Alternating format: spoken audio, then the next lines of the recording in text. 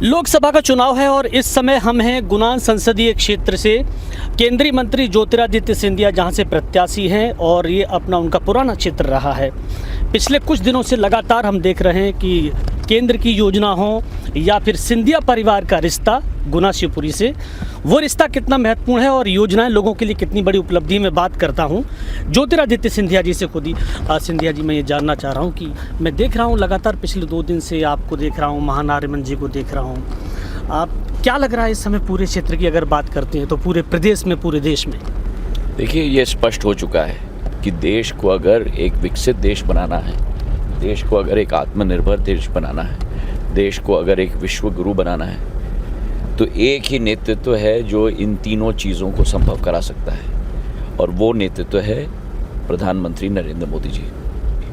उन्होंने 10 साल में जो चमत्कार करके दिखाया है, और चमत्कार से कम नहीं है। ये पुल, बाय द वे, मैं आपको बताना चाहता हूँ, ये पुल 5 करोड़ का मैंने बनवाया था।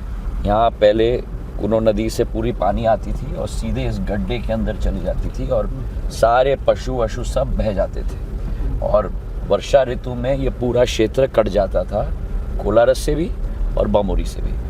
ये 5 करोड़ का पुल हम लोग ने बनवाया, आज आवागमन की सुविधा हो पाई। ये जो सड़क आप देख रहे हैं, ये सड़क मैंने बनवाई है, नहीं तो ये ग्रामीण आदिवासी इलाका मेन बदरवास से पूर्ण रूप से कट जाता था।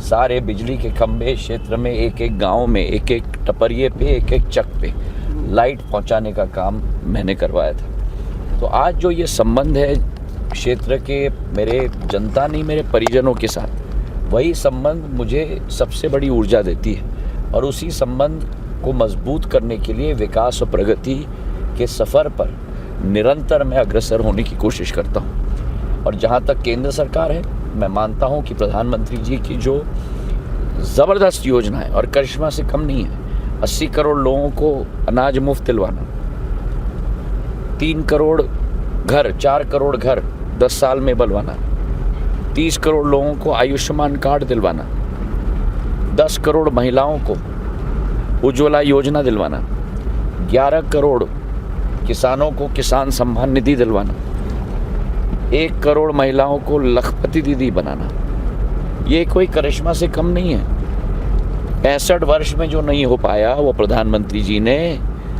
चमत्कार करके 10 वर्ष में करके दिखाया। प्रधानमंत्री जी ग्वालियर आए, तब भी हमने उनके भाषण को सुना।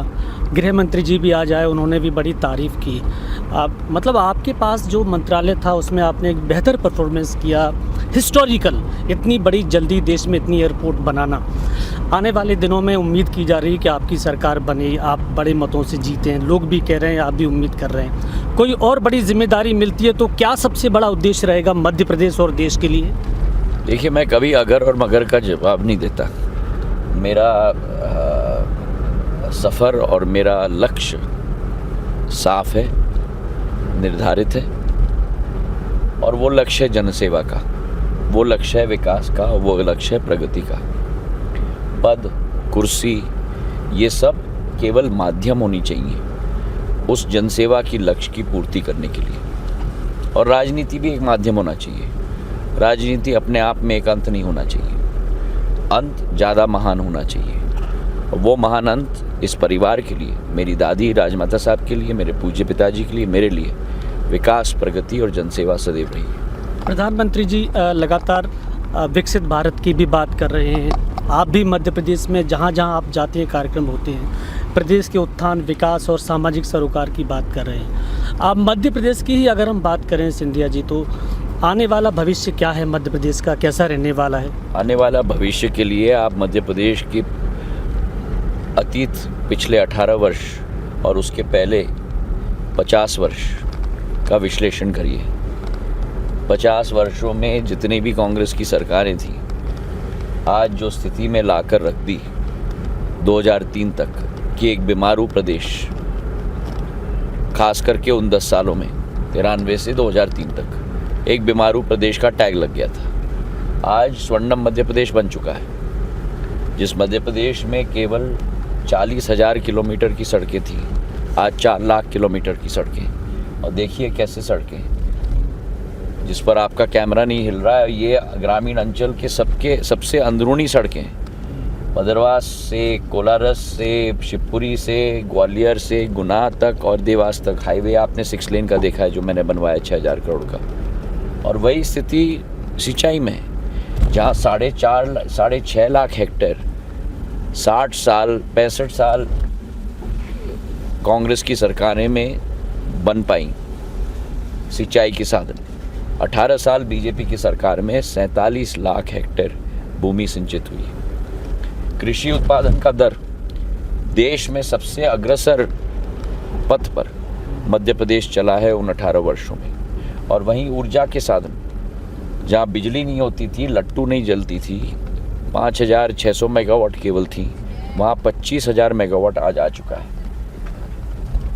तो एक विशाल परिवर्तन मध्य प्रदेश में भी भारतीय जनता पार्टी ने लाया है।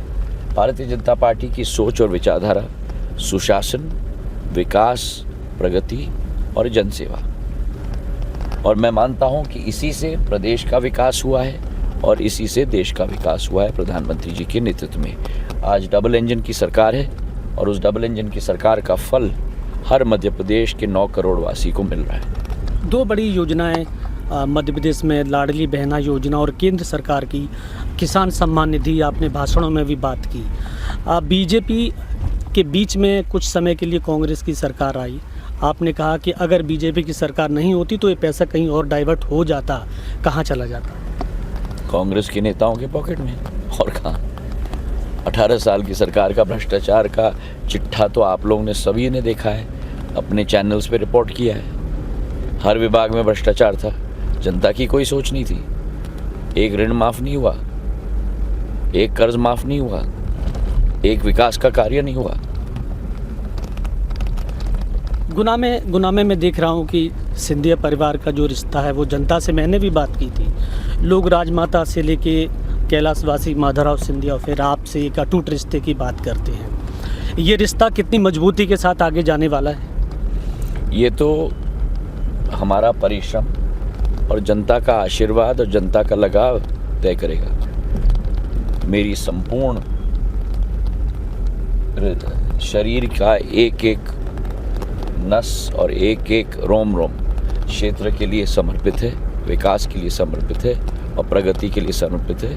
और मैं कहता हूँ कि मेरा परिवार केवल मेरी माता, मेरी पत्नी, मेरे बेटे और मेरी बेटी तक सीमित नहीं है। समूचा अंचल का एक एक नागरिक मेरा परिवार का सदस्य है और उसी भावना के साथ मैं जनसेवा में लगा हूँ। बहुत बहुत धन्यवाद। बिल्कुल आदित्य से है, लेकिन जो उपलब्धि रही है केंद्र सरकार की, प्रधानमंत्री नरेंद्र मोदी से लेकर मध्य प्रदेश सरकार की, वो जनता को तो दिखाई दे ही रही है। अब फैसला देखिए आम लोगों को करना है, क्योंकि 7 तारीख को मतदान है मध्य प्रदेश में, और कोशिश करें लोग एक अच्छे प्रतिनिधि को चुनने की, तभी इस लोकतंत्र का पर्व साकार होगा। विनोद शर्मा, न्यूज़ नेशन, गुना।